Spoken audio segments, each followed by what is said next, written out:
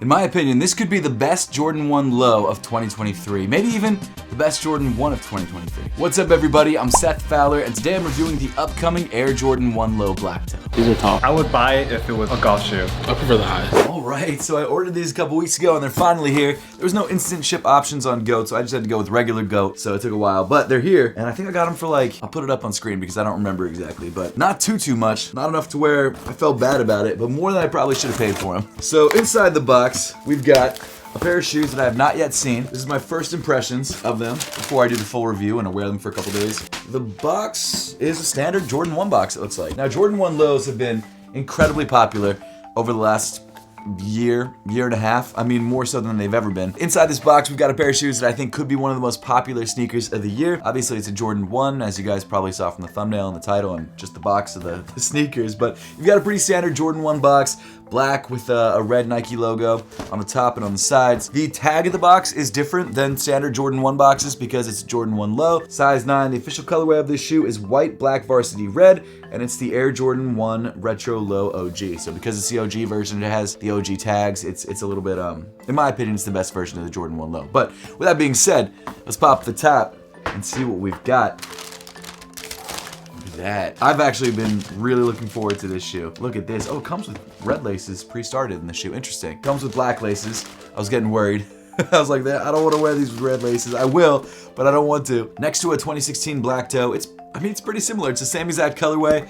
It's like the bottom half of the shoe. They just cut off the top. That's interesting. The leather seems a little bit, I wouldn't say softer, maybe a bit more papery, but not bad. Definitely a good looking shoe. I'm really excited about this sneaker. I can't wait to rock this shoe and see how it fits. I'm sure it fits like a standard Jordan 1, but we'll find out together a little bit later on in the video. Yeah, I'm down with this release. Probably one of the best releases of the year. So the Air Jordan 1 Low Black Toe officially releases on July 28th, 2023 for a retail price of $140. And this genuinely could be the perfect Jordan sneaker for this summer. It's a low top Jordan 1. Lows are more popular than ever right now, and it's one of the original Air Jordan 1 colorways, and it's actually really close to the OG. It's also crazy to me that it seems like right now Jordan 1 lows are more popular than Jordan 1 highs, a shoe which has always been the more popular version of the two. It's the original version of the two, and now the low top variant of it is a shoe that everyone wants. I mean, a few years ago, you could walk into the Nike outlet and find a pair of Chicago 1 lows for below retail, and now they cost like $1,000 on the resale market. It's crazy how things have flipped. And I believe that this is the first time that we've gotten the black toe colorway on a pair of Air Jordan 1 Low OGs. We've gotten them on Air Jordan 1 Lows before,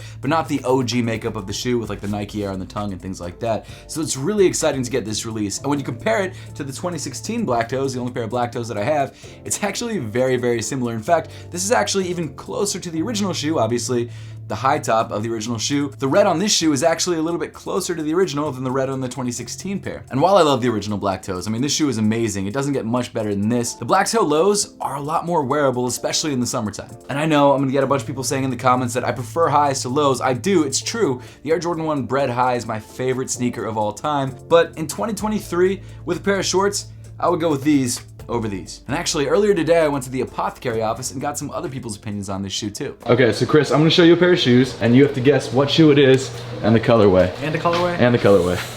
Think upcoming sneakers. Upcoming, ooh, okay, all right. Dunk Low, red and white. Colorway is right, the shoe itself isn't right. No, Jordan 1 Low. Yeah, you got it. Yeah, I want these. They're sick, right? I want these, yeah. Do you like the lows over the highs? Highs, but these are, this is a really sick colorway. I buy them for retail. Would you buy them for over retail, for resale? I would buy it if it was if they made it into a golf shoe. And guess the shoe and the colorway.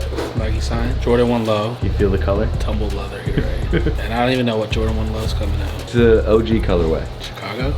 No. Cool. I prefer the highs. The highs. Would you rock these? Probably. No, I wouldn't buy it, but if I acquired them through somewhere else, I'd wear it. Fair enough. Here you go. Shoe and the colorway. Jordan 1 Low. Yep. Think of upcoming Jordan 1 Low colorways. Is it the black toes? You got it. Oh, these are tough.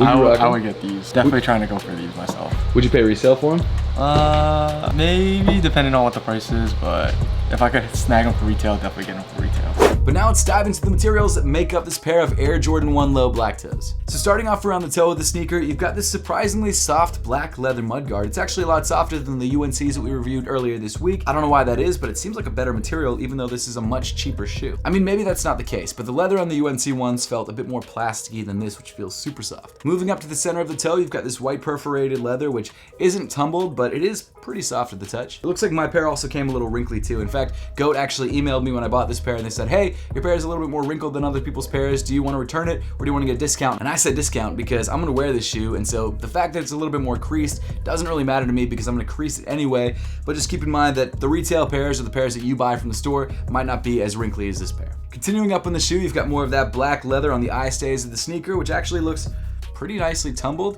And then weaving through the eyelets, you've got these black flak laces. Black flak. Now what's interesting about these laces, as you guys saw in the unboxing, is that this shoe actually comes pre-laced with red laces, and these black laces come inside that little cardboard box in the main box. I obviously went with black laces, and that's because I prefer this color on this colorway of the shoe, but the red laces also look good, and I think more people might go with red laces just because that's the lace set that comes pre-started in the shoe. Then underneath the laces, you've got this black nylon tongue, obviously significantly shorter than a standard Air Jordan 1 tongue, and at the top of the tongue you've got this black tag with the Nike Air logo embroidered into it in red. Moving inside the sneaker, you've got this black mesh fabric sock liner which wraps around the heel of the shoe, and then rounding off the inside of the sneaker you've got this white insole with the Nike Air branding printed on the heel in black. But at this point, let's talk about sizing and fit, and to do that, let me show you guys me trying on this shoe for the first time. I got another pair of shoes. The last pair of shoes are still out yet. We film both of them at the same time, guys. I batch videos sometimes, I'm sorry. What do you think of these? I think they're nice. Let me see these. I really should have moved these. Yeah, you like them? Yeah, they're nice. It's one take only. Here we go. Okay, so I'm gonna try these shoes on for you guys, let you guys know how they feel on foot, let you guys know if they fit like standard Jordan 1s, and then give you my sizing opinion, I guess. And while I'm trying them on, my dog is sniffing my brand new APTHCRY socks. If you guys want to grab a pair of APTHCRY socks, they're available on our website, apthcry.com, and also at Zoomies, and also at Takeout NY. So grab a pair while you can. They move quickly. Tons of different styles, tons of different colors. I don't know when this video is coming out, but we've got a Heskix collaboration coming up, which is gonna be crazy. Grab yourself some APTHCRY socks, the most comfortable socks in the world, and dogs love them. Okay, so without further ado, here we go. Let's try on these Jordan 1 lows. While every bird in America is in our backyard. I probably should have gone up one more eyelet because the laces are a little long. Looks like I love these Jordan 1s too. You like them? Do you actually like the way they look? Me? Yeah. Oh yeah, they're cool. They're nice, right? I like them a lot. I'm gonna go up one more eyelet. See you in the way.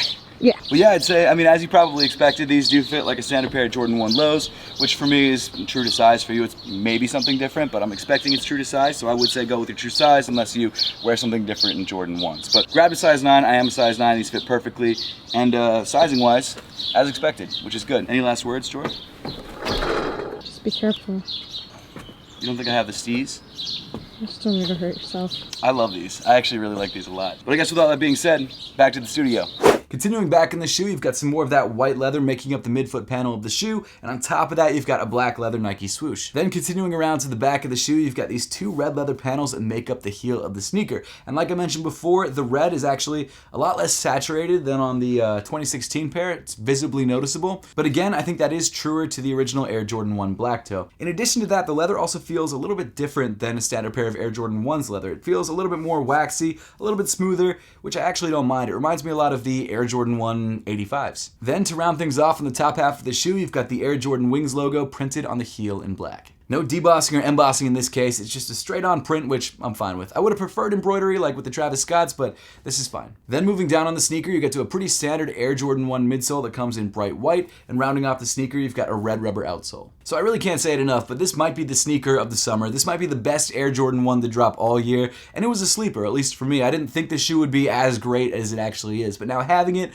and wearing it and getting other people's opinions on it, I just don't see another Jordan 1 or even Jordan sneaker beating it out, at least in the summer. But hey, at this point, I would love to know your thoughts on this sneaker, so let me know in the comment section down below. Thank you all so much for watching. Make sure to hit that subscribe button, and I'll see you all in the next one.